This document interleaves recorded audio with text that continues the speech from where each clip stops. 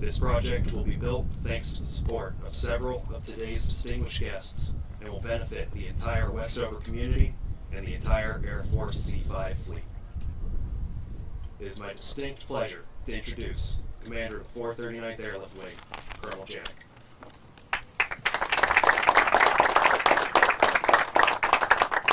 All right, hey, good morning, team. Appreciate everyone coming out this morning. Congressman, General Kuntz, Mr. Mayor, all our distinguished visitors, ladies and gentlemen of the Patriot Wing, thank you for coming in this morning and attending this event. These ceremonies and events just don't happen by themselves. I'd like to thank everybody who was a part of making sure that we had a great opportunity to be together today in a safe environment, from our protocol officer, CE, maintenance, security forces, and everyone involved to put this ceremony on today. I really appreciate it, so thank you. This RISO mission, it's always a great day for a groundbreaking ceremony, and we got a beautiful backdrop with the C-5M, one of our finest aircraft in the United States Air Force and Air Force Reserve here today. The RISO mission, the breaking of a new hangar for this mission, performed by our Total Force Airmen. It's comprised of reservists, civilians, and active duty members. The active duty members are part of Westover Air Force Base that work alongside our reservists and civilian workforce every day to ensure that maintenance is accomplished in a timely manner on all the C-5M aircraft around the Air Force. They come to Westover Air Reserve Base for that mission, and to have the opportunity to have this brand new maintenance hangar speaks volumes of what this installation means and provides, not only for the nation's defense and the United States Air Force, but also this community. And our distinguished guest, Congressman Neal, knows that all too well, hailing from Springfield himself and serving in Congress for several years is his experience. He has been a strong supporter of Westover Air Reserve Base and all the military installations for the state of Massachusetts, but particularly he's a fond heart for the Westover.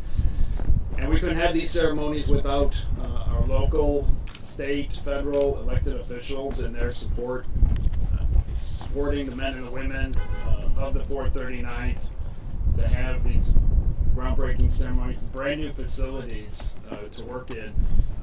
Currently, the ISO mission, as we call it, performed right in the hangar off to my left. And if you see you coming down the road and the tail is sticking out, and you think it's an optical illusion, but really that's the way the hangar is designed. So our maintenance team, they got to perform that maintenance on the tail and outside during the weather, inclement weather, whatever the case may be, and they're going to get the mission done and get that aircraft moved through. But we're going to be fortunate enough now with the brand new hangar, it's going to be actually fully enclose the aircraft. Go figure. So it's a great opportunity for the men and women to get the mission accomplished. So before we start throwing any dirt this morning, I would like to say my sincere appreciation for everyone's support today for Westover Air Reserve Base, and I would like to introduce our distinguished guest this morning, Congressman Neal. Thank you.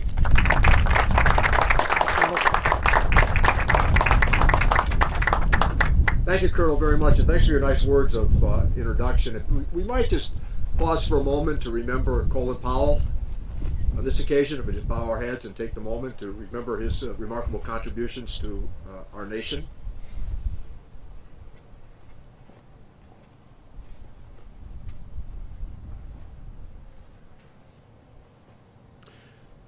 So a word of thanks always to Colonel Janik and the 439th, and an acknowledgement fully of what this base has meant to CHICOPEE and their view, what it's meant to our national defense system, and what it has meant internationally as a guarantor of advocacy for peace and justice in the world.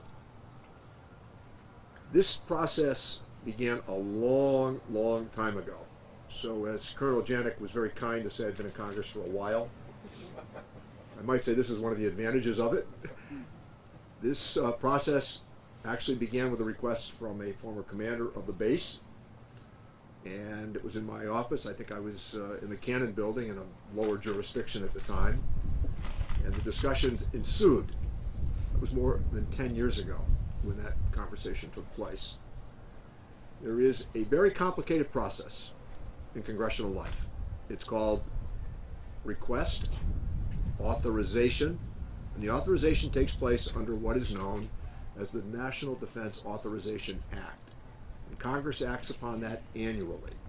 So the project, based upon the request, had to be authorized, meaning that it had to be acknowledged and it had to be accepted within not only the congressional process, but it had to be determined as a priority of the Defense Department.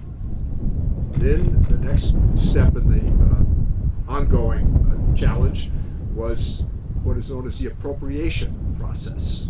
So you move from authorization to appropriation, where the actual money is allocated. And when the money is then set aside, then you move to the hierarchy of the Defense Department, and they determine the prioritization of the request.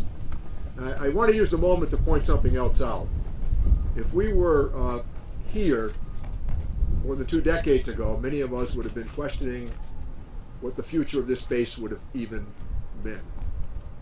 The constellation of the Defense Department at that time, through a series of what were known as base closure commissions, they heavily scrutinized military bases across the country.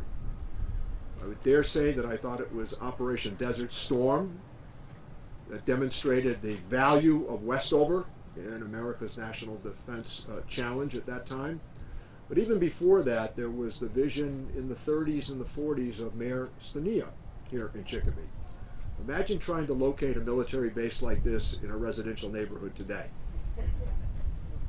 But after the scrutiny that had taken place through the base closure commissions, Westover held its own and stood up under the magnifying glass of critical analysis. So what congressional life can be like was, we decided many years ago that we would invest heavily in this base. So the new recruiting center, the state-of-the-art air traffic control center, the runway, the firing range, and now to accommodate a very important part of America's arsenal, the C-5. And I remember the original request was, we can't repair these in inclement weather. They need to be inside. We thought that that ought to be a priority. So economically, this base provides thousands of jobs. The spin-off is in the tens of millions of dollars. It largely supports the community. But never to forget the gallantry of the men and women who have served here as part, again, of America's defense initiative. This is a very significant day for CHICOPEE, for Western Massachusetts, and for the United States of America. Congratulations.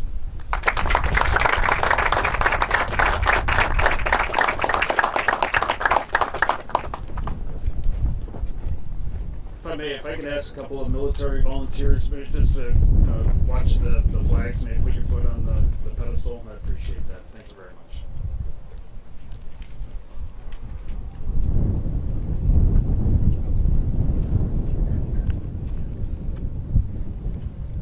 Thank you, Congressman Neal.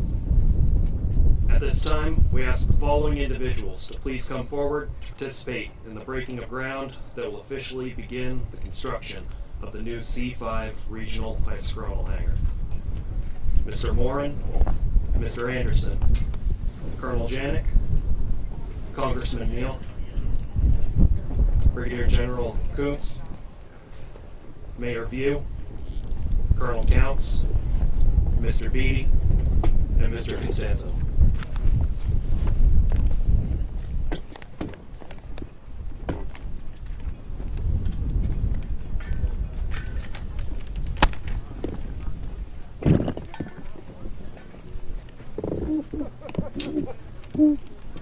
Guess we're not flopping it.